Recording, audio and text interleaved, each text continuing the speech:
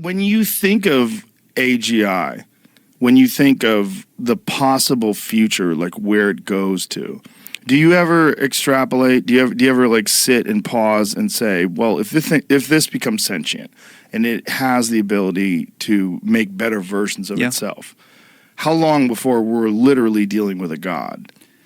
So the way that I think about this is, it used to be that like AGI was this very binary moment. It was before and after. And I think I was totally wrong about that.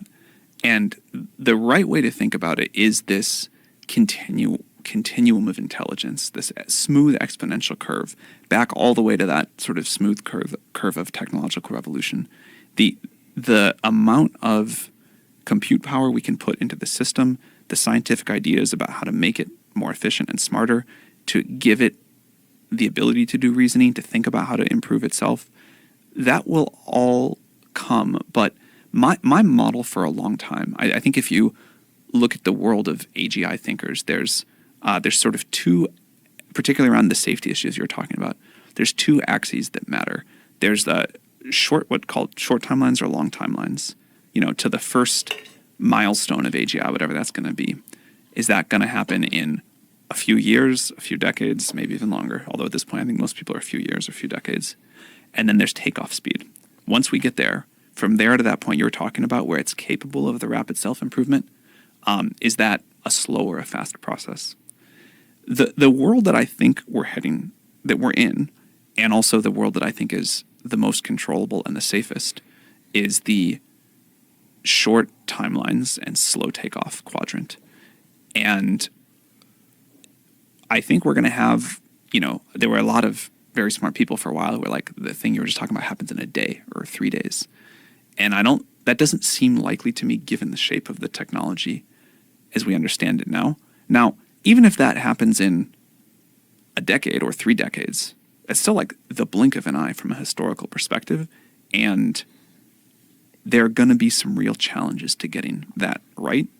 And the decisions we make, the sort of safety systems and the checks that the world puts in place, how we think about global regulation or rules of the road from a safety perspective for those projects, it's super important because you can imagine many things going horribly wrong. But I feel cheerful about the progress the world is making towards taking this seriously. And, it reminds me of what I've read about the conversations that the world had right around the development of nuclear weapons. It seems to me that this is, at least in terms of public consciousness, this has emerged very rapidly, where I don't think anyone was really aware. People were aware of the concept of artificial intelligence, but they didn't think that it was going to be implemented so comprehensively, so quickly. Yeah. So ChatGPT is on, what, 4.5 now? 4. And with 4.5, there'll be some sort of an exponential increase in its abilities? It'll be somewhat better. Each step, from each like half step like that, humans have this ability to like get used to any new technology so quickly. Mm-hmm. The thing that I think was unusual about the launch of ChatGPT 3.5 and then 4 was that people hadn't really been paying attention. And that's part of the reason we deploy. We think it's very important that people and institutions have time to gradually understand this, react, co-design the society that we want with it. And if you just build AGI in secret in a lab and then drop it on the world all at once, I think that's a really bad idea. So we had been trying to talk to the world about this for a while. People, if you don't give people something they can feel and use in their lives, they don't quite take it seriously. Everybody's busy. And so there was this big overhang from where the technology was to where public consciousness was. Now, that's caught up. We've deployed. I think people understand it. I don't expect the jump from like 4 to whenever we finish 4.5, which would be a little while. I don't expect that to be the crazy switch, the crazy adjustment that people have had to go through has mostly happened. I think most people have gone from thinking that AGI was science fiction and very far off to something that is going to happen. And that was like a one-time reframe. And now, every year you get a new iPhone. Over the 15 years or whatever since the launch, they've gotten dramatically better.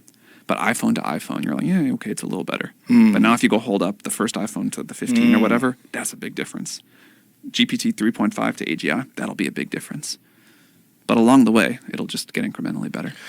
Do you think about the convergence of things like Neuralink and there's a few competing technologies where they're trying to implement some sort of a connection between the human biological system and technology? Do you want one of those things in your head? I don't until everybody does. Right. And, I have a joke about it, but it's like the idea is like once it gets done, you have to kind of because everybody's going to have it. So one of the hard questions about all of the related merge stuff is exactly what you just said. Like, as a society, are we going to let some people merge with AGI and not others? And if we do, then, and you choose not to, like, what does that mean for you? Right. And will you be protected? How you get that moment right. If we imagine all the way out to the sci-fi future, there have been a lot of sci-fi books written about how you get that moment right. Who gets to do that first? What about people who don't want to? How do you make sure the people that do it first actually help lift everybody up together? Yeah. How do you make sure people who want to just live their very human life get to do that? That stuff is really hard and honestly so far off from my problems of the day that I don't get to think about that as much as I'd like to, because I do think it's super interesting. But yeah, it seems like if we just think logically, that's going to be a huge challenge at some point, and people are going to want wildly divergent things, but there is a societal question about how we're going to, the questions of fairness that come there and what it means for the people who don't do it. Super, super complicated. Anyway, on the neural interface side, I'm in the short term, before we figure out how to upload someone's consciousness into a computer, if that's even possible at all, which I think there's plenty of sides you could take on why it's not. The thing that I find myself most interested in is what we can do without drilling a hole in someone's head. How much of the inner monologue can we read out with an externally mounted device?